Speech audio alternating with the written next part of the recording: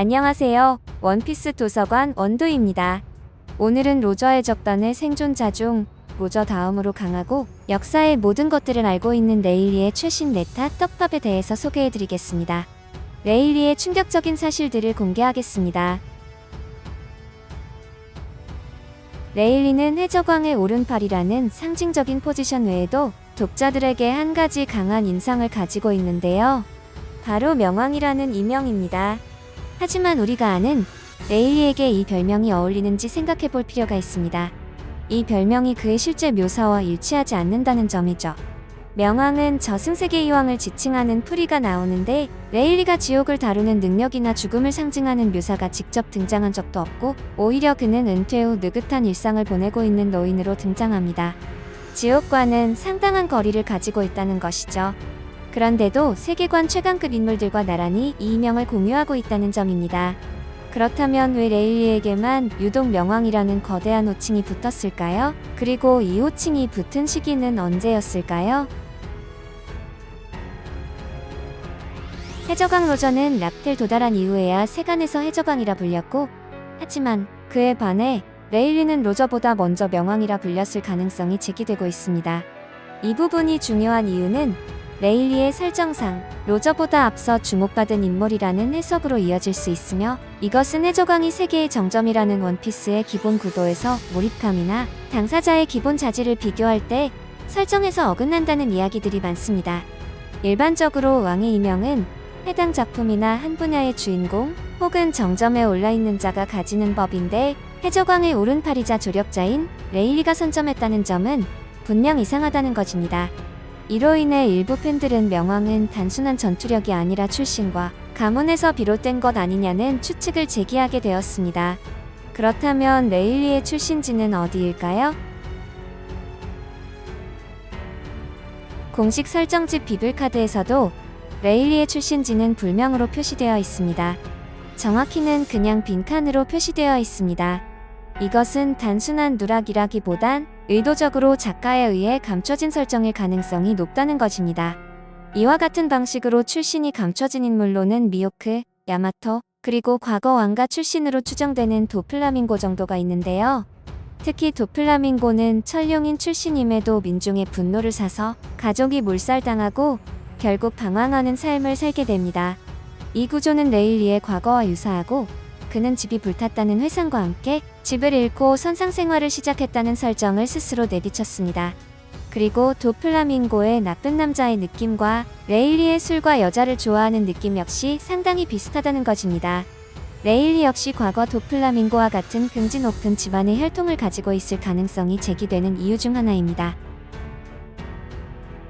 레일리와 가장 흡사한 인물을 꼽자면 의외로 사보가 등장하는데요. 사보는 마리조아에서 내려온 귀족이었고 자유를 찾아 바다로 뛰쳐나온 설정을 가지고 있죠. 게다가 머리 역시 레일리와 같은 금발을 가지고 있고 강한 신념과 혁명군의 작전을 수행하며 홀로 독립적인 삶을 살아가는 날이 많다는 것이고, 작중 혁명군 2인자라는 포지션까지 레일리와 여러 요소가 맞물린다는 것입니다. 레일리도 로저 해적단의 2인자의 포지션이죠. 레일리는 로저의 오른팔이자 세계를 바꿀 남자 루피의 스승이었으며, 사보 역시 드래곤이 휘하에서 세계 정부에 반하는 혁명을 준비 중입니다. 두 사람 모두 왕족의 사명을 버리고 자유를 택한 자에 대입해도 굉장히 자연스러운 과거와 설정을 가지고 있다는 것입니다. 그렇다면 레일리의 실버즈는 어떤 뜻을 가지고 있을까요? 레일리의 성씨는 실버즈입니다. 이는 단수형 실버가 아닌 복수형이라는 특이점을 가지고 있는데요. 우리는 조금 더 날카롭게 생각을 해볼 필요가 있습니다. 원피스에서 단수로 끝나는 성씨는 대부분 개인 고유 이름인 반면, 실버즈와 같은 복수형은 가문, 일족, 왕조를 상징하는 경우가 많다는 것에 주목해야 합니다. 대표적인 예가 넵튠 일족, 네펠타리 가문 등이 있고, 이로 인해 실버즈는 단순한 별명이 아니라 한때 존재했던 왕족 계열 실버즈 왕가의 후예일 가능성이 제기되고 있다는 것입니다. 마치 뒤의 일족처럼 세계 정부에 의해 멸망한 왕조의 생존자일지도 모른다는 것입니다. 애초에 등장부터 굉장히 미스터리했고, 알 수 없는 여유와 로저를 처음 대면할 때의 주변 환경과 설정들이 가난한 마을에서 태어난 서민의 느낌과는 거리가 있었다는 것입니다. 사보 역시 옷차림에서 오다가 티를 냈었죠. 그렇다면 레일리의 가장 큰 특징인 패기와 혈통 간의 연관성을 파헤쳐 보겠습니다. 레일리는 이런 말을 했습니다. 패기는 노력으로 키우는 것이 아니라 존재 그 자체로 결정된다는 발언을 남겼습니다. 특히 패왕색 패기는 그 자체로 왕의 자질을 의미한다고 했고, 현재까지 패왕색을 보유한 인물 중 다수가 천룡인 출신인 도플라밍고, 피가랜드 가문의 황족, 샹크스, D2 일족인 로저, 루피, 로 등등이 있죠. 레일리는 루스카이나의 거대 짐승들을 패왕색으로 압도하며 해군 중장 수준은 단숨에 기절시키는 강력함을 보였죠.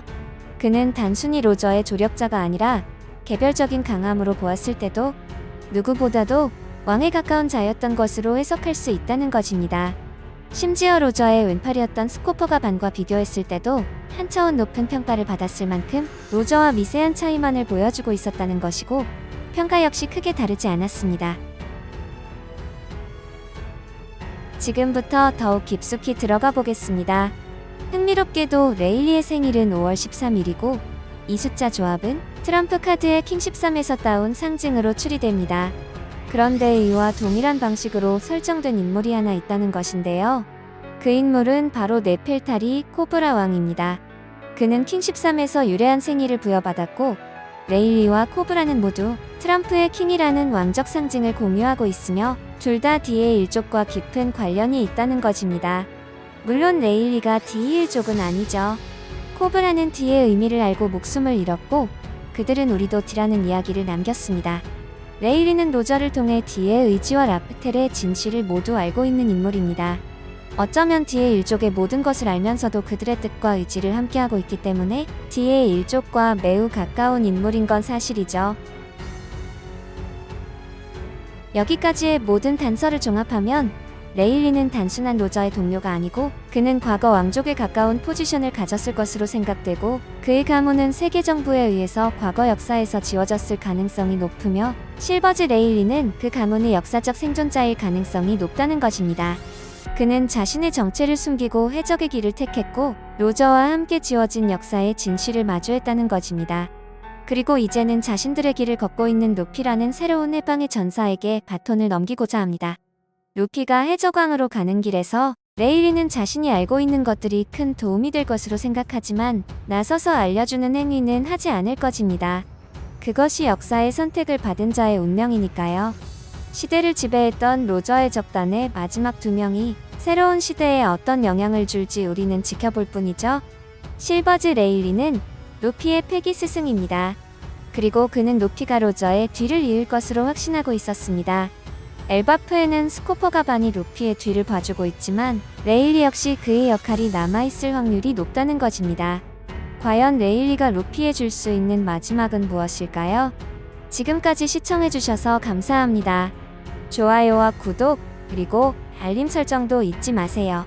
다음 이야기는 이모와 태양신 니카가 충돌하게 될 진짜 이유에 대한 고대 문헌 기반 분석입니다. 기대해주세요. 사랑한다고요.